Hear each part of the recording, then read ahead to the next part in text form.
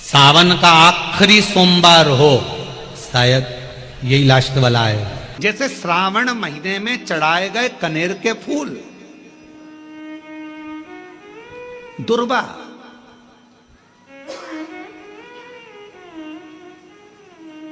और हम सबसे कहेंगे, अब मान लो यदि कोई विशेष कोर्ट का केस चल रहा हो, कोई कोर्ट में कोई बातें चल रही हो, अदालत आदि में कोई कार्रवाई चल रही हो, कोई फाइल प्रशासनिक अधिकारियों के पास फंस गई हो और कुछ ना कुछ उसमें अपने को लगता है कि तकलीफ का प्रसंग है, तो हम कहेंगे शिव की आराधना करो, सत्यता पर जियो,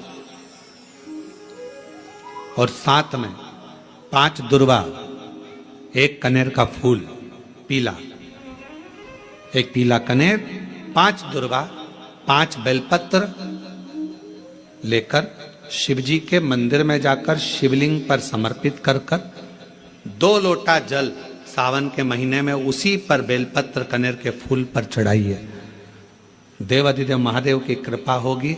ज्यादा से ज्यादा 6 महीना 7 महीना, इससे ज्यादा निर्णय आप ही के पक्ष में आएगा और शिव की कृपा से। और इसमें एक बात और स्मरण रखें, जैसे कोई की प्रॉपर्टी है, कोई की जमीन है, और वो जमीन तुम्हारी कोई ने कब्जा कर ली या तुम्हारा नाम नहीं हो पाई या कोई उसमें लफड़ा हो गया या तकलीफ आ गई और पैसा उसमें अटक गया, उसके लिए भी कनेर का पुष्प श्रावण महीने के जितने सोमवार आते हैं, रविवारी, सोमवारी और भोमवारी, कौन कौन से बार हो गए? रविवार, सोमवार और मंगलवार, 3 बार।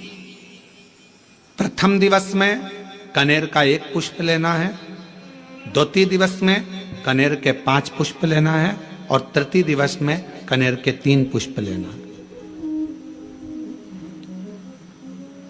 बेलपत्र 1-1 साथ में लेकर शिव जी को रविवार के दिन भी समर्पित करें, सोमवार के दिन भी समर्पित करें, और मंगलवार को 3 कनेर के पुष्प के साथ बेलपत्र लेकर बाबा को समर्पित करिए।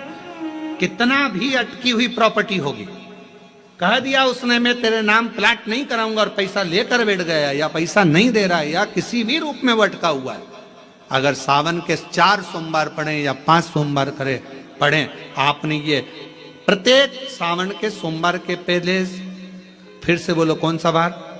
रविवार, सोमवार और मंगलवार, ये 3 बार का क्रम अगर प्रत्येक सोमवार के पहले और बाद में कर लिया, तो आपको उसे प्रॉपर्टी उस व्यक्ति को तुम्हें देना ही पड़ेगी, छोड़ना ही पड़ेगी। उसको खुद अपने आप में बेचैनी होने लगेगी, मुझे बुलाएगा, आपको जाना नहीं पड़ेगा, खुद बस फोन लगाया आपने, भैया हमारा करा दो, हमारा करा दो, 2 बार 3 बार अगर बोला, 4थी बार वो खुद बुलाएगा, बेचैनी बढ़ेगी।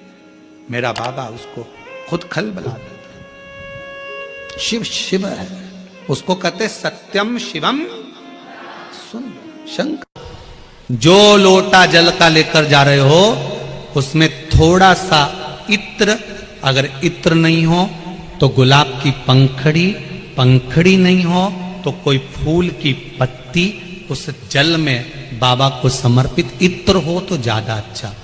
आखिरी सोमवार को या सावन महीने का आखिरी दिन आप शिव को जब 2 लोटा जल चढ़ाएं तो उसमें इत्र का भाव रखकर, कामना कर कर, त्र्यंबकेश्वर बाबा का स्मरण कर कर और महामृत्युंजय मंत्र को जपते हुए।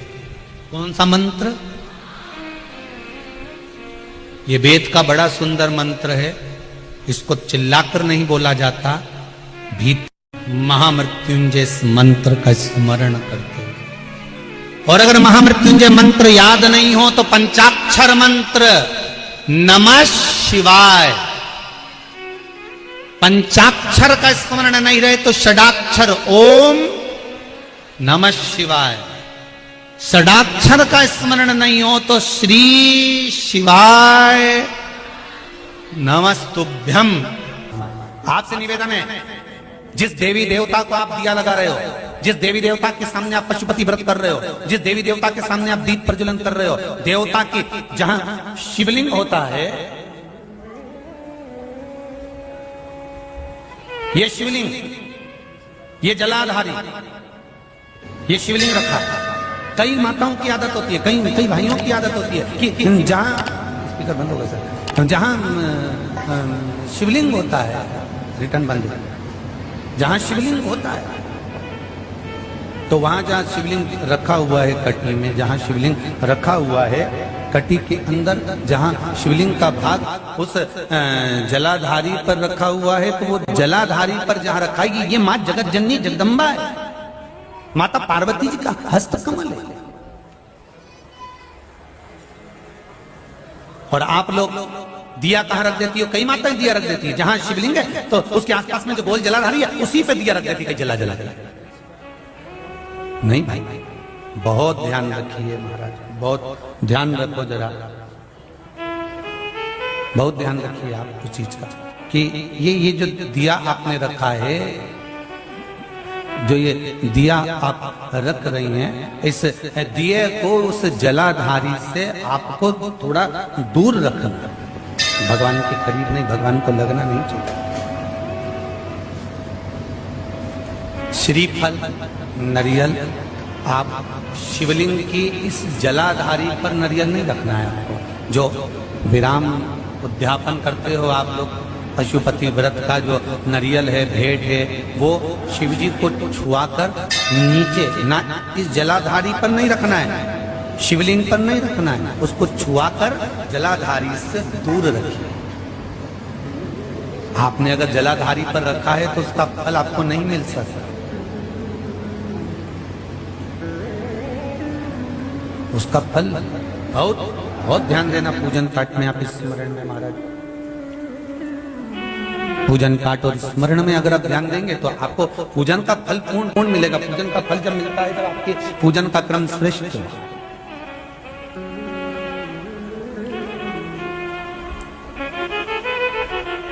पूजन का फल तभी प्राप्त होता है महाराज, और उस पूजन के फल को हमें अगर प्राप्त करना है तो हमको श्रेष्ठता धारण करना ही पड़ेगा, हमें अपनी गलतियों को सुधारना पड़ेगा। जहां शिवलिंग रखा हुआ जलाधारी जो है वो पार्वती जी का, रिटर्न बढ़ाओ, पार्वती जी का स्थान है।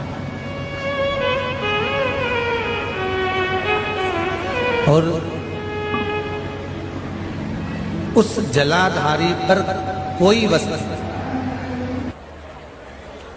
शक्कर ले जाओ या मीठा ले जाओ या आप कोई सामग्री लेकर जा रहे हो तो वो जलाधारी पर नहीं रखना। कहां रखना है आपको? उससे दूर। दिया कहां लगाना है? जलाधारी से भी दूर। फूल चढ़ाओ, पत्ती चढ़ाओ, अक्षत चढ़ाओ, मूंग चढ़ाओ, तुम्हारी मर्जी पड़े। जो सामग्री आप भगवान की सेवा की, चंदन, अबीर, गुलाल जो लेकर गए हो वो शिवलिंग पर, जलाधारी पर सब लगाओ, सब चढ़ाओ, इत्र भी चढ़ाओ।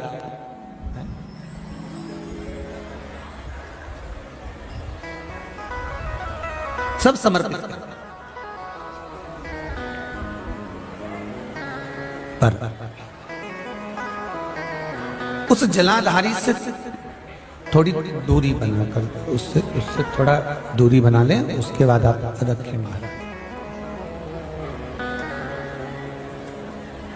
थोड़ी सी दूरी बनाकर अगर रखेंगे